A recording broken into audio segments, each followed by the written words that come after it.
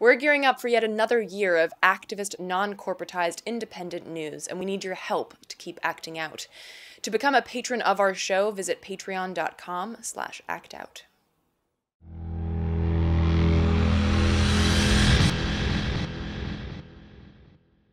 This week on Act Out, Kilu Nyasha takes us into the new year with some words of wisdom from a woman who's seen decades of what works and what doesn't. Next up, how do you approach the work of building and fighting? Are you embroiled in Facebook tiffs or reaching out to neighbors? And how can human psychology guide our fight? Then we take a look at a couple of good news stories, yes, they exist, followed by pipeline updates, an incredible resource for water protectors worldwide. From tweets to marching in the streets, this is Act Out. Rockets! Blockade!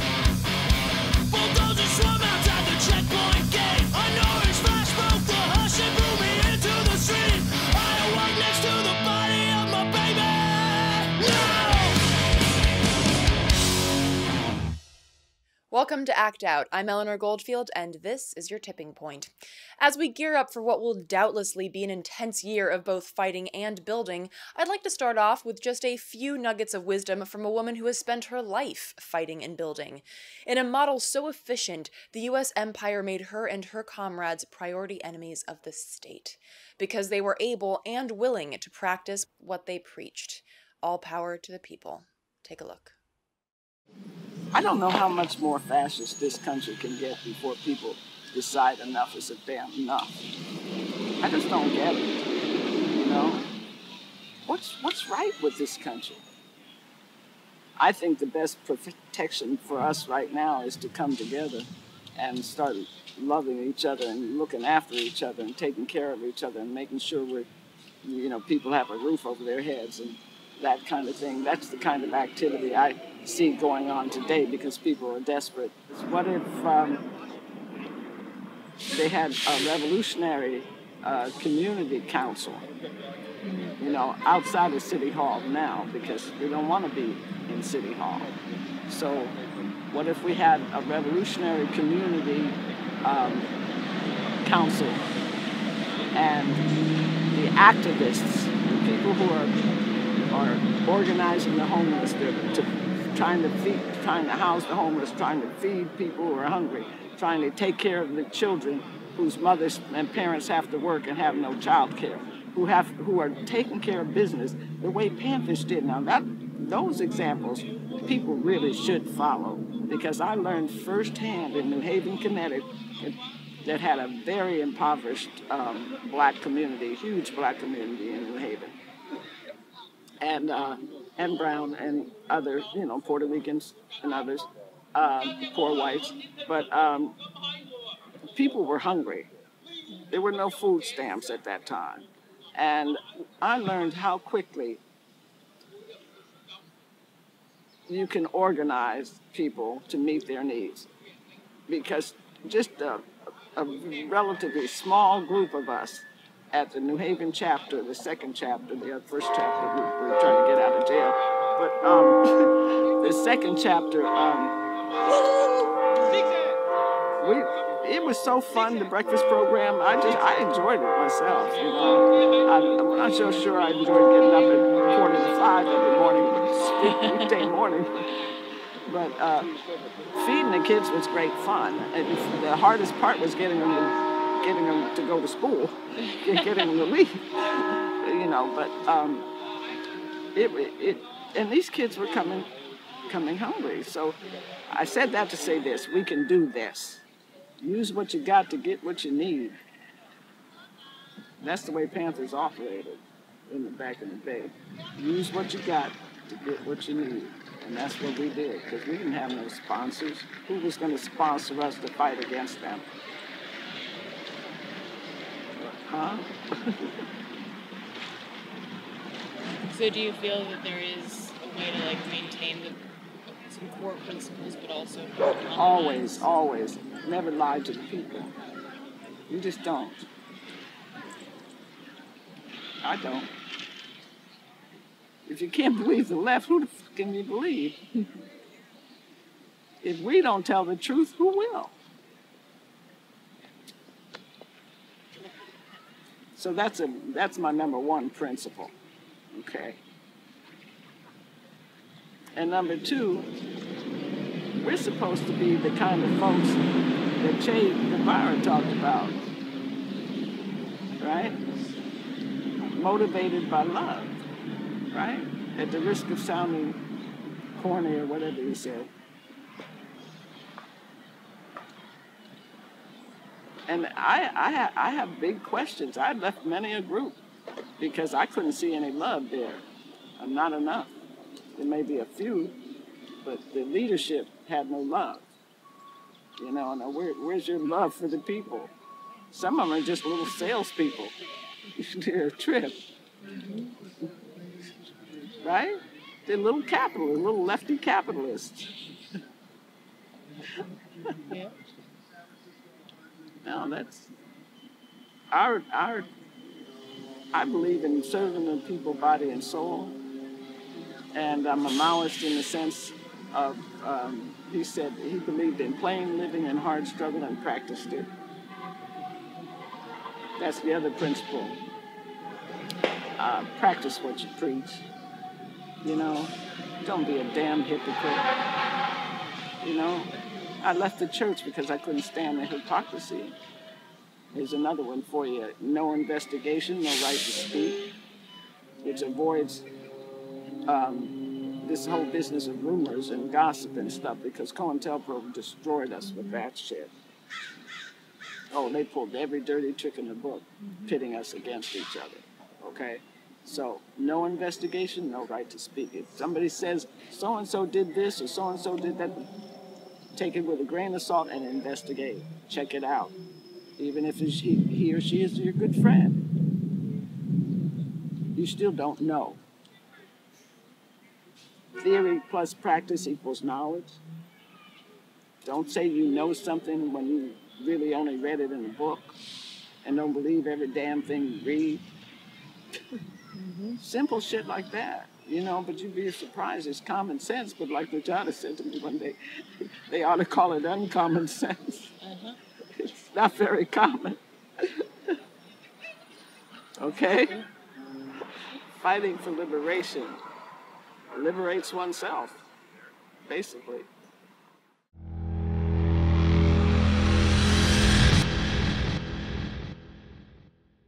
Now that we have a bit of an inspirational fire to bring us into the new year, I'd like to spend the next segment diving a bit deeper into the psychology of our work. Those of you watching this show probably have strong opinions, not all of which line up with mine or each other's, which is good. Indeed, it's necessary to consider perspectives outside of our own in order to organize collectively. Perspectives that are just handed down by either government officials or NGO organizers do not a collective movement make. But as Daniel Patrick Moynihan famously said, you are entitled to your own opinions, but not your own facts. Moynihan also less famously said in the 90s that there's no healthcare crisis in this country.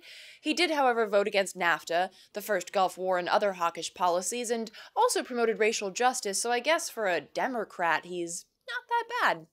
Anyway, while he didn't always practice what he preached, the essence of not being entitled to one's own facts holds perhaps more weight today than it did when he first said it.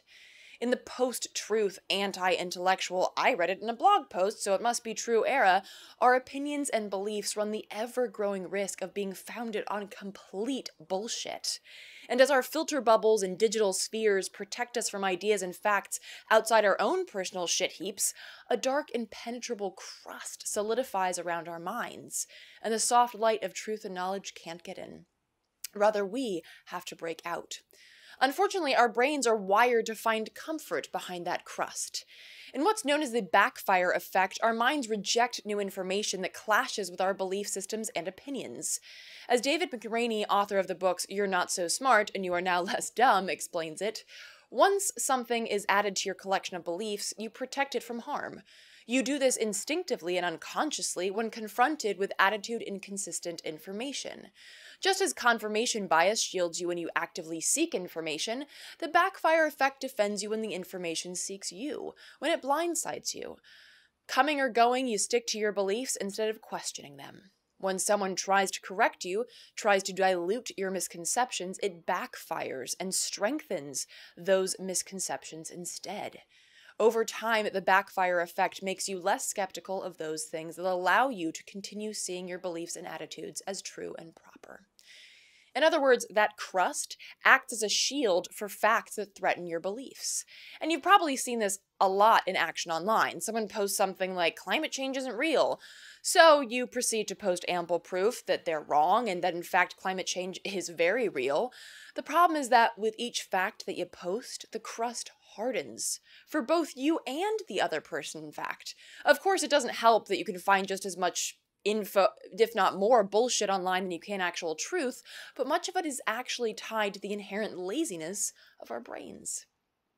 The more difficult it becomes to process a series of statements, the less credit you give them overall. In experiments where two facts were placed side by side, subjects tended to rate statements as more likely to be true when those statements were presented in simple, legible type than when printed in a weird font with a difficult-to-read color pattern. Similarly, a barrage of counter-arguments taking up a full page seems to be less persuasive to a naysayer than a single, simple, powerful statement. So, does this mean that we should just stop pointing out when something or someone is wrong? That we should let all kinds of ridiculous notions from lizard people to homeless people are dangerous slide? Of course not. But it means that if we want to educate and engage, if we want people to wake the fuck up, we have to consider how the human mind works and how it doesn't. Furthermore, our goal shouldn't be to win an argument, as if to suggest that as soon as we win the argument, justice is at hand. Indeed, if your goal is to simply be right, not only are you approaching knowledge and action like a religion, you are, of course, thereby completely missing the point and becoming the very bigoted monster that you had hoped to fight. Progress is not a church. We're not looking for converts. Our aim should always be to engage and empower. The actions will always speak far louder than any hyperlink can. Seek and speak truth. Act on it. And do not think that because you found a nugget of information that you hold moral superiority over those who don't know it. Our minds are just as susceptible to that crust as anyone else's. We're not special or better.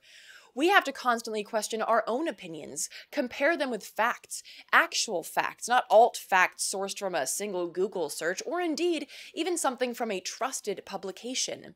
In an interview last March with Robert Scheer of TruthDig, author Joel Whitney discusses the 60-year history of fake news and how it was used in the Cold War era to sow distrust and hatred of all things commie and Russian. Major and well-trusted media outlets were a part of that propaganda ring, and Whitney notes that the fearful political atmosphere at the time led to secrecy being used to preside over and rule over the free press, which we're supposed to be the champions of. They drank the Kool-Aid and thought they were saving freedom, Scheer agrees. The discussion underscores the need for analysis of Cold War-era media as a way to avoid propagandized journalism today.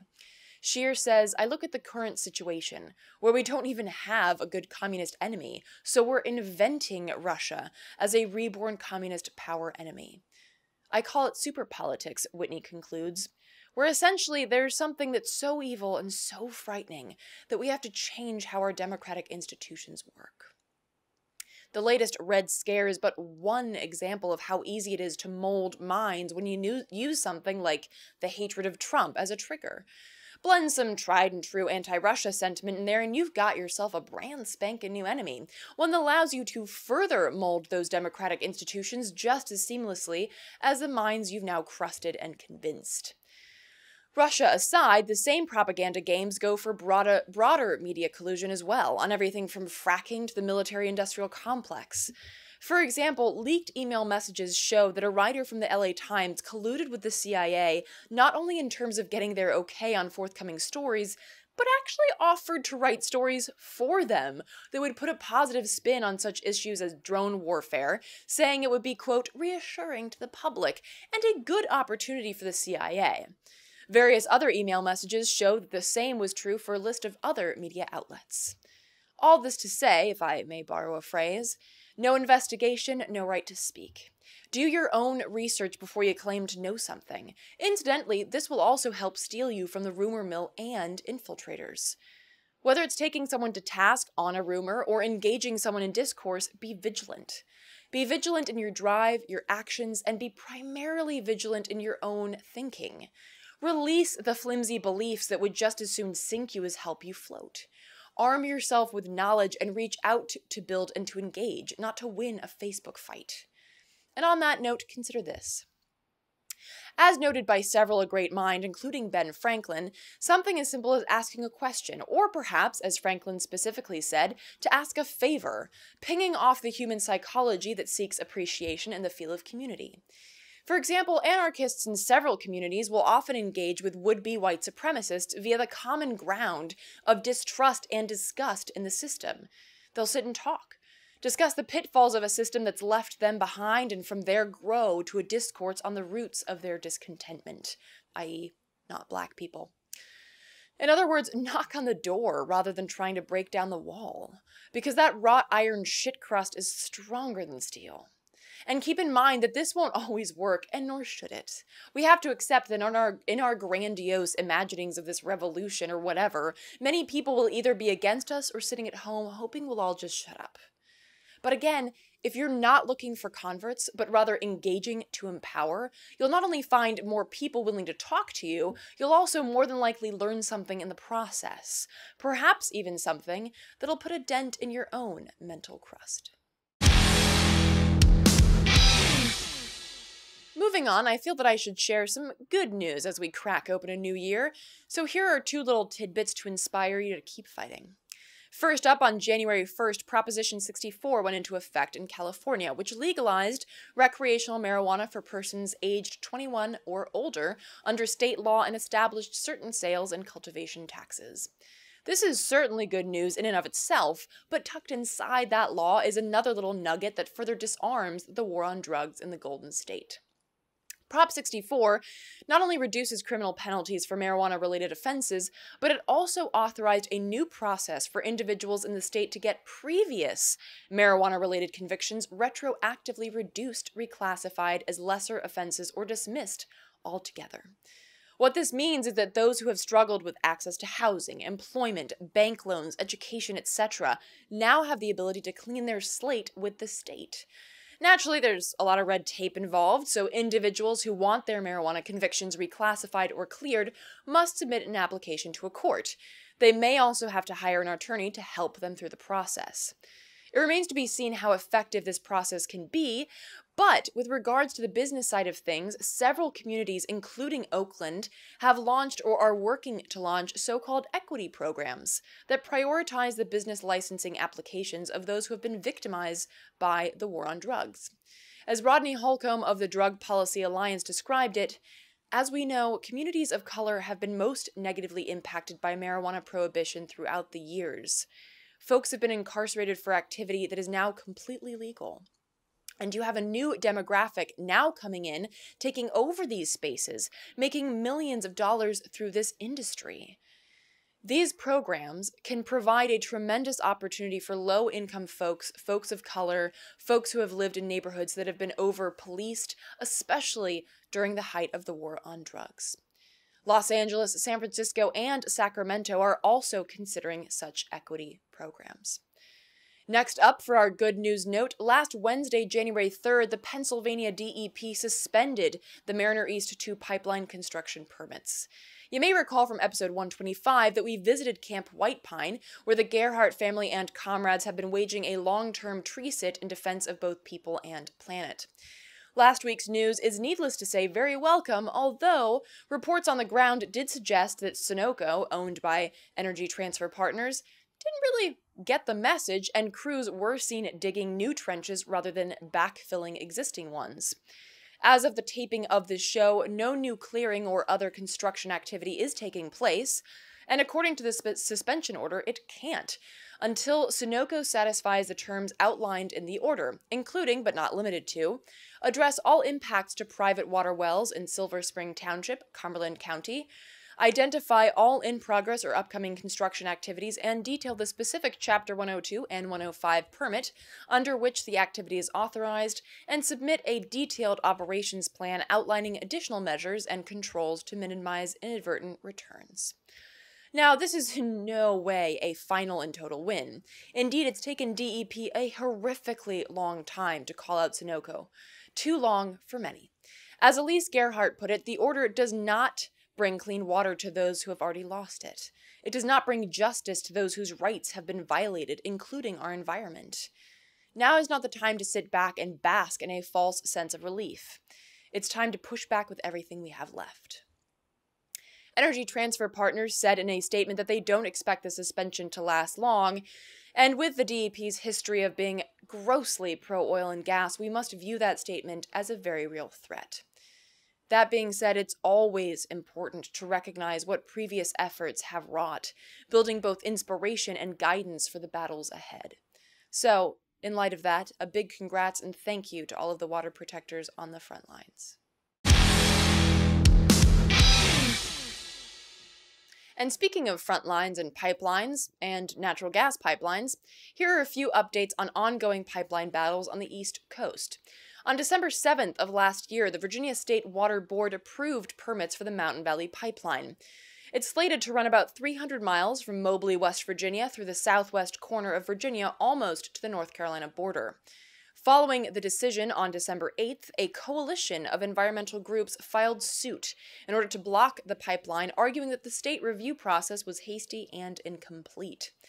In similar news, the almost twice as long Atlantic Coast Pipeline hit a snag in the permitting process when the State Water Control Board approved permits for the $5 billion pipeline, which is backed by Dominion Energy, but took the unusual step of delaying the effective date until several environmental impact reports are completed. Which, of course, begs the question, why the fuck wouldn't that be standard operating procedure to begin with? But hey, who knows? Maybe the state board can divine environmental impact through a pile of cash, tea leaves, and a fracking bit. As of now, the Atlantic Coast Pipeline is on hold, and a spokesman for the Department of Environmental Quality said that some of the required reports are unlikely to be done until March or April. Protesters were vocal at both of these hearings and promised to fight both pipelines wherever and however they need to in order to protect both people and planet. State troopers eventually forcibly removed people from the meeting room as protesters sang and chanted. A few groups to check out for further education and engagement are Preserve Floyd, Wild Virginia, and Beyond Extreme Energy. As usual, we'll link to those groups at the end of the show and in the show description online. Meanwhile, a D.C. District Court is weighing whether or not to scrap an eminent domain case filed by over 50 landowners via the Bold Alliance against FERC regarding both the Mountain Valley Pipeline and the Atlantic Coast Pipeline. Finally, Nuns will appear in court on January 19th to submit oral arguments against the Transcontinental Pipeline Company and the Atlantic Sunrise Project.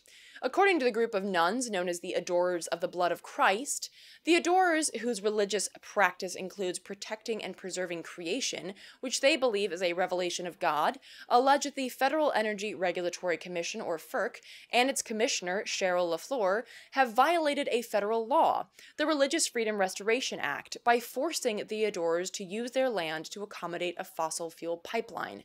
Such use is antithetical to the adorers' deeply held religious beliefs. And this argument is in effect not that different from ones we heard surrounding the Dakota Access Pipeline, where indigenous groups argued that a pipeline through sacred land violates not only their religious rights, but in fact treaty law, and that furthermore, the pipeline would go through actual sacred burial grounds as well. Unfortunately, we know how that turned out, but perhaps some white privilege will tip the scales for the nuns, but I wouldn't really hold my breath.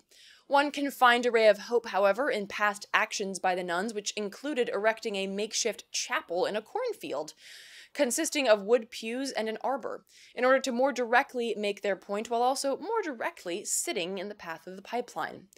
With the help of local groups like Lancaster Against Pipelines, who have staged direct action trainings in Lancaster County, the nuns may, and hopefully do, have more tricks up their sleeves.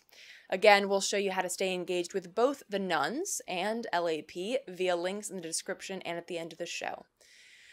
Finally this week, I'd like to introduce you to a website, and indeed a tool with which to learn more about your water, as well as protect it from pipelines, toxins, and more. WaterIsLifeMovement.com is a phenomenal site with a vast array of resources for water protectors and concerned or curious citizens alike.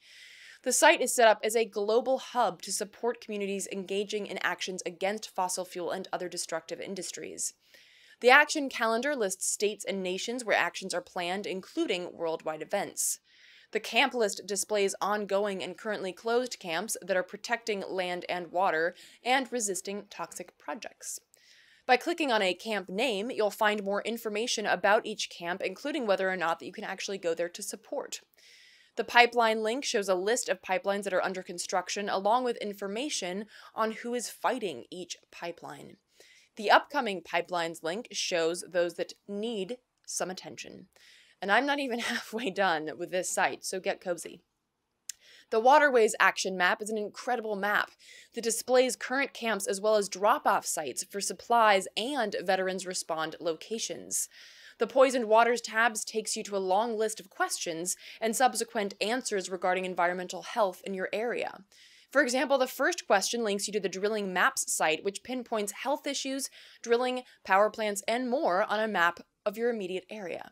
I, for instance, live very close to an oil-powered plant and also live in a top 25 most air-polluted city. Woohoo! Other questions on the Poisoned Water page take you to sites such as this one, which maps what's known as the Erin Brockovich chemical, chromium-6, made famous by her legal case and later the film.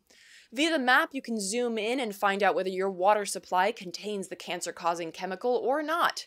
Spoiler alert, this chemical taints the tap water supply of 218 million Americans, so you or someone you know is unfortunately likely affected. Maps and information on lead, Teflon, arsenic are also included.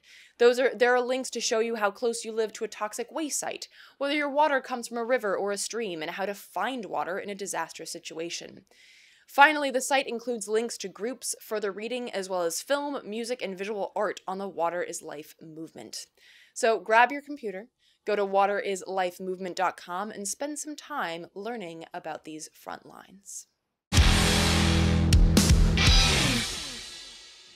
So now that you have some good news and some digital dissent to engage in, we'll wrap up this week's Dose of Dissent. Thank you so much for watching. Please spread and share this with all your friends, foes, and people you don't know. Check out the last slide and the show description online in order to see sites mentioned in this week's show. And for interim updates, please visit us on social media. From the Devil's Den, good night and act out. And real quick, to keep independent, non-corporatized media like this show going, donate at Occupy.com/donate. If you'd like to donate directly to Act Out, visit Patreon.com/actout.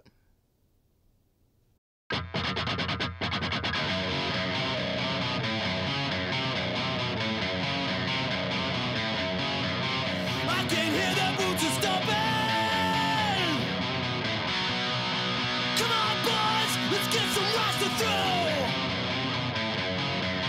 I can't stand to hear my father cry anymore. Sometimes we left for nothing, motherfuckers dead in the road. We've been begging up inch by inch, we got nowhere